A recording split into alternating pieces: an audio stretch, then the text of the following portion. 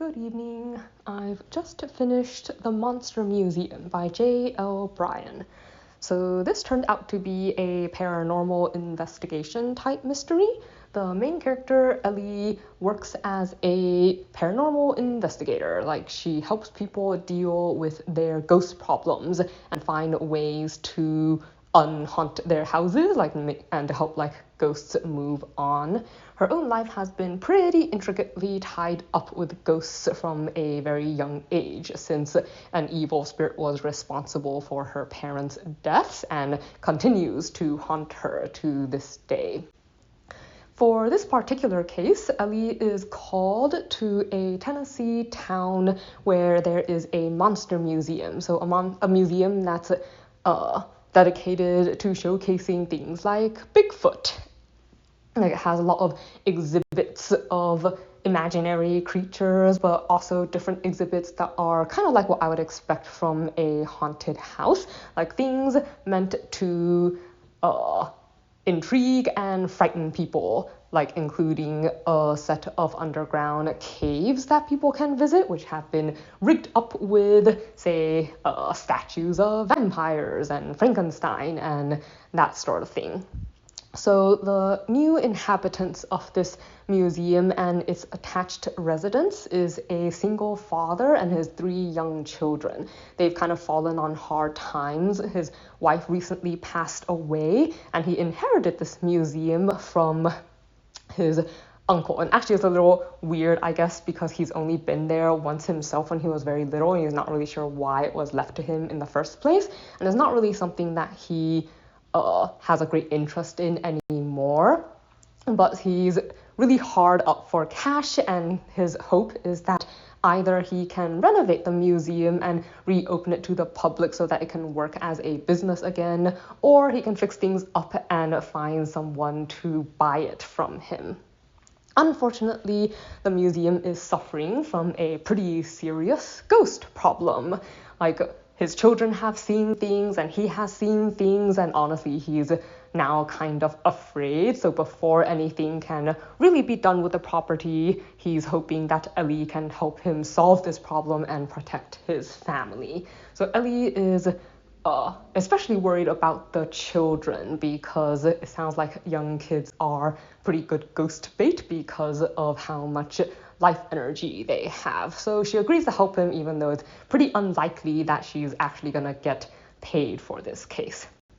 So the timing is actually set around the holidays.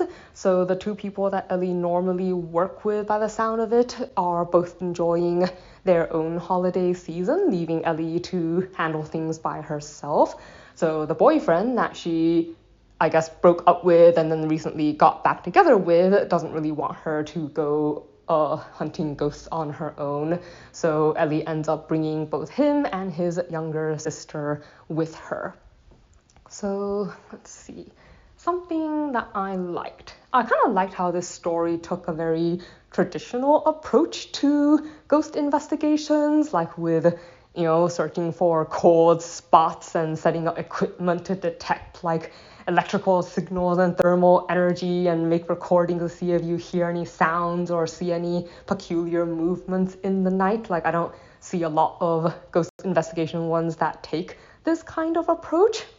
And also appreciate how, I guess, that process of trying to figure out who the ghost was or is ties into how they try to deal with it. Like I said, it's a very traditional kind of way of going about this process, and I kind of don't see a lot of those in the books that I have read recently. But something I do not like.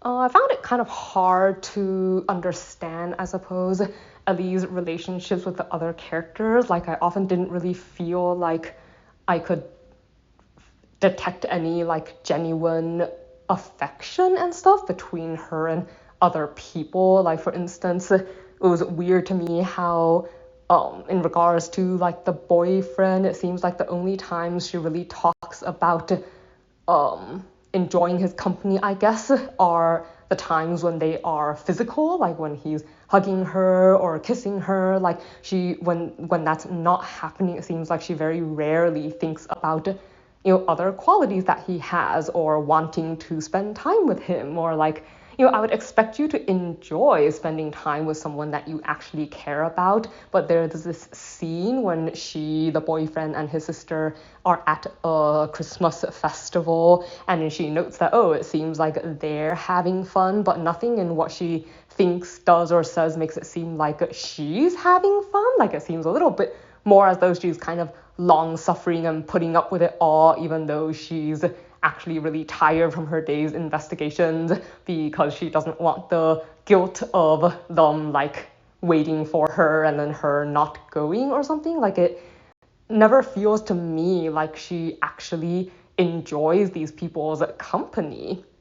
And then like she almost takes an immediate interest in the client that she has because he's good looking. Like, she makes the note that he's good looking several times in the book, but she never actually thinks about like other qualities he might have that she might find appealing. So that sudden shift where she's wondering, does she really want to stay with this boyfriend, or does she want to maybe break up with him and see this other person, assuming this other person is okay with her terrible history with ghosts.